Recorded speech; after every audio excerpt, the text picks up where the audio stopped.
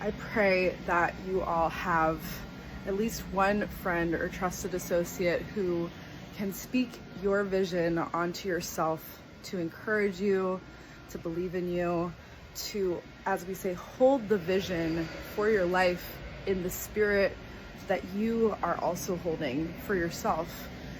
And I'm going to share one of my favorite stories that I still hold dear in my heart, a moment when my best friend came to visit. It was the first week of January, I believe in 2025. And we were having our kind of like a witchy powwow. And I was explaining to her, whenever I sit with this woman, I feel so held and so seen and heard in a way of like this ancient, like space holding women's circle feeling. And I was explaining to her my woes and my struggles and what's really going on with me, and being in person just gives that opportunity for more depth. And I'll always remember this moment. It was such a turning point for me. She says to me, I think the reason that you're not feeling good is because your innermost self really wants to give birth to your artistry as an artist, and your logical mind is keeping you in this other mode, that you're going to do this business thing, that you're going to do these money-making things. And after we had this discussion, it was so powerful for me because I could stop being at odds with myself. And what was gained in that moment is actually nothing outwardly in my life changed. It was just that now that I was orienting myself as being an artist first and everything else second, it felt like everything would fall into place more easily for me, because I wasn't denying what I truly wanted in my heart of hearts. And then everything else in my life became art. So my healing work became art. My business became my art.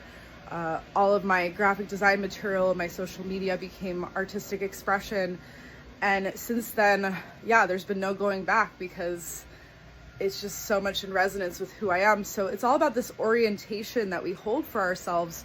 We don't even have to change the outward circumstances of our lives, but if we know in our heart where our vision for ourselves is oriented, and especially when we share that with our loved ones, I think it's so important for us to speak our vision onto each other. I see you as a musical artist. I see you as a visual artist. I see you as a healing artist. I see you as an artist. And just having someone just see you in the light that you wish to see yourself is so powerful. It's like a prayer together that you're saying to the universe to exponentiate your manifestation. So I do this often with my clients. I'm not going to project upon them the potential which I wish to see for them, which is what a lot of our parents do, and sometimes even our well-intentioned friends. But I want to truly listen to the person and ask them, what are their true feelings? What are their true needs that they're expressing? And how can I support them in that? Even if it's not what I think is their highest, but that's what they want for themselves. So it's like advocating for that person, advocating for themselves.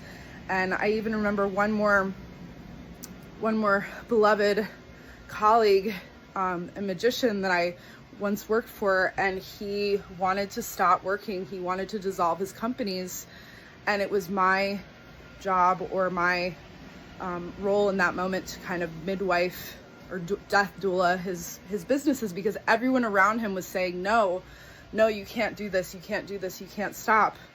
And I heard him saying, I don't want to continue, I want to stop. And so it's like really being able to listen to the person, even if it's not what you would want for them, but being able to hold the vision that they have for themselves, even if it is devastating, even if it is something you wouldn't expect.